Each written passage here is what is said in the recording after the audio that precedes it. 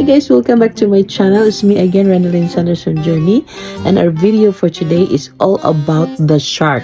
So may isang diver guys na namasol sa dagat. Ngayon ay nakakuha siya ng isang napaka-cute na shark, baby shark guys, na ngayon ko lang nakita ito na sobrang napaka-cute at laging nakasmile. Kaya dahil sa sobrang napaka-cute ng shark guys, alam nyo ba kung anong ginawa ng diver? Panoorin nyo ito kung ano ang nangyayari. Tingnan nyo guys, sobrang napaka-cute ng baby shark at lagi pang nakasmile. Kaya ang ginawa ng diver is binalik niya ito sa tubig. Ngunit yung diver guys, nagtataka ito dahil sa tuwing pumupunta siya sa tubig na yun, laging lumalapit ang shark. At tingnan nyo naman, sila ay nagiging best friend.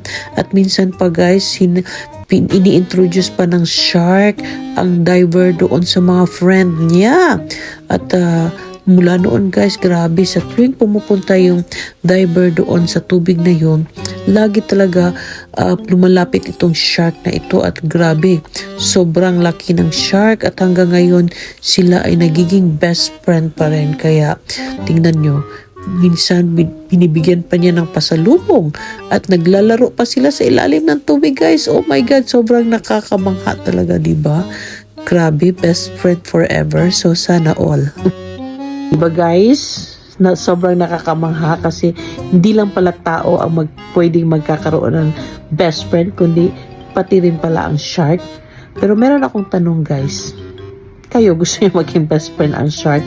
Kasi kung ako, ayaw kong maging best friend ang shark. Bakit? Hindi ako marunong lumangoy. Yun lang yun. So, OA.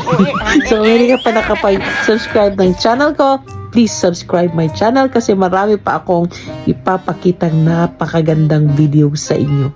Thank you so much. Have a good day and bye-bye.